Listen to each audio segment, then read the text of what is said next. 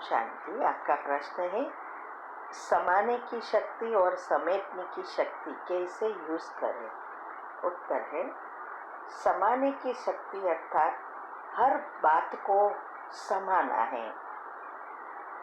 जब हम दूसरों के साथ व्यवहार में आते हैं या ग्रुप में मिलते हैं तो उनकी बातों को सुनकर भी सामने रिएक्ट ना करना, उस समय चुप रह सके, समा सके और सबके साथ रहकर भी हमें अगर अलग सा रह सके, माना सुनते हुए नहीं सुनना, उसकी बातों को ना बुरा मानना, क्योंकि कभी कभी इंसल्ट भी हो जाता है। कई बार कोई ऐसी चीज़ होती है जो हमें अच्छी नहीं लगती है, तो उस सभी के लिए ज़रूरी है उस समय हमें चुप रहना, समाना है।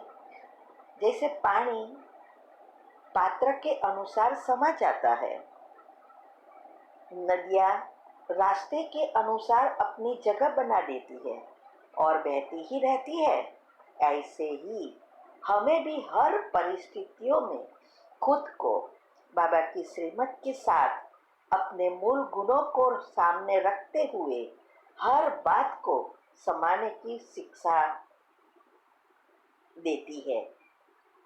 यह हमें जीवन के हर परिस्थिति में सभी के साथ मिलजुल कर एडजस्ट होकर रहने की ये शिक्षा देती है। सामने वाला कैसा भी है, कैसा भी व्यवहार करे, उसको वैसे ही स्वीकार करना, कर्म को परिवर्तन कर अपने को और उस आत्मा को भी परिवर्तन कर सकते। अगर कुछ होता है हमारे घर में तो भी न तो सामने बोलना है, न रिएक्ट करना है, न उनका चिंतन करना है, न औरों के सामने उसका वर्णन करना है। इसीलिए परमात्मा माना बाबा हमेशा कहते हैं कि इस बातों को, नेगेटिव बातों को फैलाओ नहीं, उसको अंदर संभालो, समाप्त करो। अगर कहना ही है तो मेरे को सामने आकर कहो, माना उसकी योग में उसको सब कुछ कह दो, अपने मन से सब कचरा निकाल दो। जैसे वॉमिटिंग होती है तो अगर हम यहाँ वहाँ सब जगह पे करेंगे तो उसके जम्स और ही बीमारियाँ बढ़ाएगी। अगर हम वॉश बेसिन में करेंगे तो वहाँ से साफ हो जाएगी। तो ऐसे ही बाबा हमेशा कहते हैं कि ये समाने की शक्ति बहुत जीवन में उपयोगी है। तो वो तभी हम समा सकते हैं जब हमारे में सकारात्मकता आई होती है। हम सुनते हुए नहीं सुनो, देखते हुए नहीं देखो, ये अवस्था अगर बनाई है तभी ये पॉसिबल है। तो ये हमें रोज दिन में हर समय उसका व्यवहार में उपयोग कर ऐसी अवस्था बनानी है। ओम शांति। आपका प्रश्न आधा रह गया और आपने पूछा था समेटने की शक्ति। समेटने की शक्ति अर्थात विस्तार को सार में लाना। समेटना अर्थात हर चीज, स्थूल चीज हो या कोई स्वभाव संस्कार हो, यहाँ तक कि हमारा व्यर्थ संकल्प भी समाप्त करने की क्षमता हो, यह सीधा वैराग्य से संबंधित है। जितना जितना हम सभी बातों से डिटेच होते जाएंगे, वैराग्य आता जाएगा, उतनी ये स्थिति बनती जाएगी। तो सब कुछ समेट कर आगे बढ़ने की शक्ति है। अभी सभी हर बात को समेटना है, माने संकीर्ण करना है, इसकी अभी जरूरत है, आवश्यकता है। यहाँ तक कि बाबा कहते हैं कि शुद्ध संकल्प को भी समझना है, बैग बगेज तैयार करना है। जब हम थोड़े दिन के लिए बाहर जाते हैं, किसी के घर जाते हैं या ट्रैवलिंग करते हैं, घूमने जाते हैं, तो हम कितनी तैयारियां करते हैं। थोड़े दिन पहले से ही बैग बगेज पैक करना तैयार कर देते हैं और कितना प्लानिंग करते हैं। ब्रश से लेकर एक एक चीज को गिन गिन कर हम भरते हैं, पैकिंग करते हैं, याद करके उसको सब रखना शुरू कर देते हैं। क्यों? क्योंकि हम जब ट्रैवलिंग करते हैं तो रास्ते में या जहाँ भी हम जा रहे हैं वहाँ हमें तकलीफ ना पड़े। तो सोचो, ये तो हमारे सारे 5,000 वर्ष की जर्नी है, तो इसकी तैयारी है 5,000 साल की। तो सोचो कितनी हमें तैयारी करनी पड़े। इसके लिए भी हमें ऐसी तैयारी करनी है जिससे सारे 84 जन्मों में हमें कोई तकलीफ ना पड़े।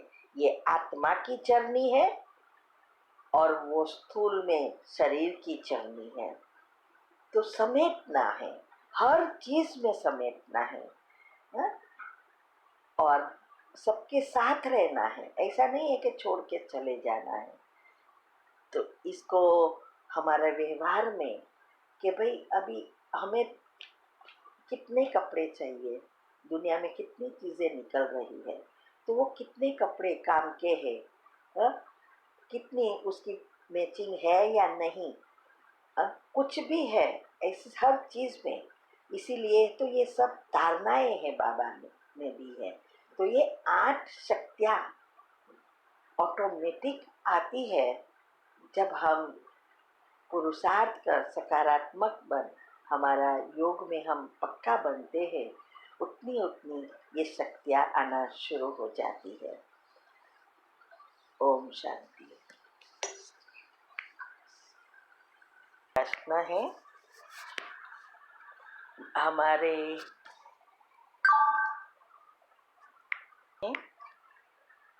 हमारे साले ने किसी को पैसा उधार से दिया था और वापस मांगा, तो जिसने उधार लिया था उसने सुसाइड कर लिया और सुसाइड नोट में लिखा, पैसे के लिए तंग करते, जबकि झगड़ा हुआ ही नहीं है। और उसने ये लिखा कि इसके कारण ये सुसाइड किया। तो मेरे साले परिवार को पुलिस भी तंग कर रही है। बेचारा निर्दोष होते भी परिवार सहित मारा फिर रहा है। वाइफ ने भी 2 दिन से खाया नहीं। और तो ये हुआ कि किसी को उधार देना अपना ही धन वापस मांगने की हक नहीं रखता। क्या करे, किसको सकाश दूं, साले को या मूल व्यक्ति को या पुलिस को, किसको दूं? उत्तर है, पहले तो ये याद रखो, आप तो ज्ञान में हो। शायद वो तो ज्ञान में नहीं होगा, लेकिन आप तो ज्ञान में हो ना। तो बेचारा निर्दोष कैसे हुआ? कर्म की गुह्य गति है कि जो कुछ होता है वो अपना ही बनाया हुआ कर्म है। तो अभी वो निर्दोष लग रहा है, पहले कभी कुछ जन्म में ऐसा किया होगा ना। इसीलिए कर्म की गुह्य गति ऐसी है, कर्म किसी को भी छोड़ता नहीं है। और बाबा इसीलिए कहते हैं कि न किसी से पैसा लो न दो, और अगर देते हैं तो नहीं ही मिलना है, ऐसे करके भूल जाओ, तो नए कर्म नहीं बनाएंगे। अभी पैसा मांगेंगे तो नए कर्म भी बनता है, उसका चिंतन अभी जो हो रहा है फिर नए कर्म का ब्याज के साथ मिल रहा है। इसीलिए अभी ऐसा नहीं है कि उसने उधार दिया और मांगने का हक नहीं है। वो तो उधार देने से पहले ही सोचना है। अभी आपको सबको विजुअलाइज करना है, जो भी इसमें इन्वॉल्व है, पुलिस, साले, उसकी फैमिली, जो भी है, सबको विजुअलाइज करो। योग की अवस्था के बाद सुबह में जब सब सोते हैं, तब इस सभी के लिए क्षमा याचना की कमेंट्री कर अंत में उसको सकाश देना है। और आपको जो चाहिए वो अब हो गया है, ऐसे सोचना है, एक ही जगह पर एक ही समय पर बैठकर।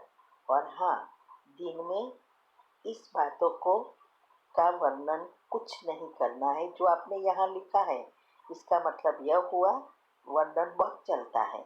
जितना आप लोगों घर में वर्णन करेंगे, उतना नेगेटिव एनर्जी का लेयर ज़्यादा बनेगा